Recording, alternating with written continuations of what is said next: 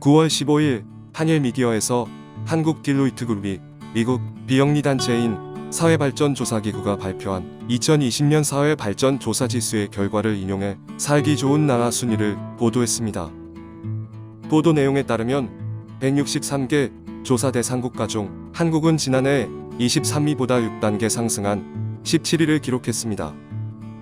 세부 내용으로 기본 욕구 부문, 즉 의료 지원, 위생시설, 주거 환경, 안전도 등에서는 96.92점을 기록하여 지난해와 같은 7위를 차지했습니다. 또 웰빙 부분, 즉 지식, 정보통신에 대한 접근성, 건강과 복지, 환경의 질에서는 90.12점으로 17위였지만 이 역시 86.08점으로 25위를 기록했던 지난해보다는 8계단 상승한 것입니다. 이외에도 개인의 권리, 개인의 자유와 선택, 사회적 소수자의 포용성 등의 기회 부분에서도 지난해 대비 4단계 상승한 22위, 고등교육에 대한 접근성은 지난해 15위에서 12계단이나 오른 3위를 차지했습니다.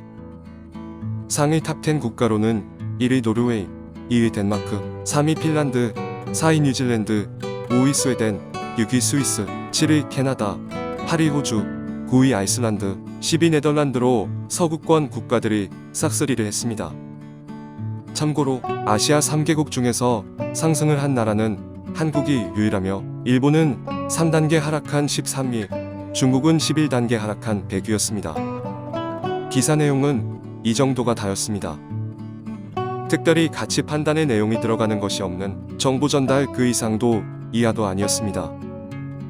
이러한 기사에 우리 한국 네티즌들은 댓글로 늘 보여왔던 모습들을 보였습니다. 우리 한국에 대한 옹호, 조사에 대한 비판, 정치적인 찬반론 등 정상적인 나라에서 정상적인 방법으로 사적인 의견을 쏟아냈습니다. 표현 방식이 거칠거나 감정이 격한 댓글들도 물론 있었습니다만 그 역시 대부분 우리 스스로에 대한 이야기를 하고 있었습니다. 그런데 같은 기사 내용의 중앙일보, 일본어판에 보도된 내용의 댓글에는 특이한 현상이 일어났습니다.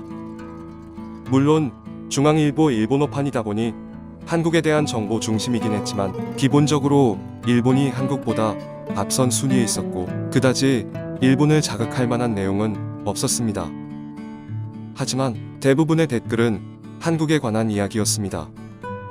자신의 나라 순위 하락에 대한 비판이다. 한국보다 높은 순위를 차지한 것에 대한 자랑이 아닌 한국에 대한 비판이 내용의 대부분이었습니다. 다양한 관점에서 충격이다. 한국의 17위는 인정할 수 없다.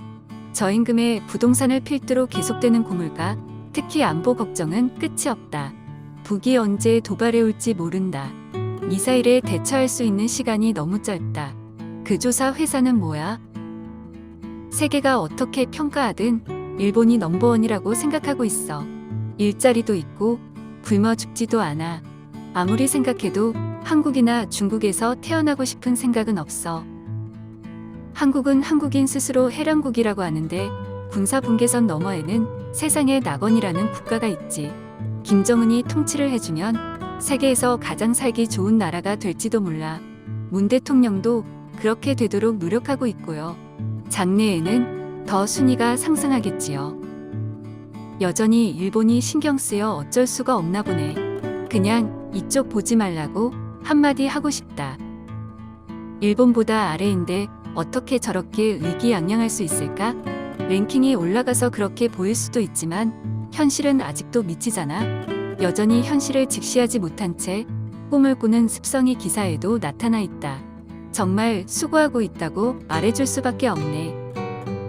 일본과 한국의 거리가 멀어지면 일본의 순위는 더욱 높아지고 한국의 순위는 아프리카 수준이 될 거야. 모두 불만이 있겠지만 당연한 결과라고 생각하고 더 순위가 낮을 수도 있다고 생각해. 왜냐하면 옆에는 남한과 북한이 있고 그 너머에는 중국이 있거든. 이렇게 살기 힘든 나라는 없어. 더 많이 볼 가치도 없는 댓글들이었습니다. 위의 댓글 중 일본이 신경 쓰여 어쩔 수가 없나 보네 라는 것이 있었습니다. 딱 그 말 그대로 돌려줄 수 있을 것 같습니다. 현재 일본인들은 자신들은 못 느끼고 있지만 우리나라에 상당한 신경을 쓰고 있는 것이 명확합니다. 과거에는 지나쳐 넘어갔던 사안들도 사사건건 물고 늘어지고 불평을 늘어놓는 것이 많아졌습니다. 이유는 분명합니다.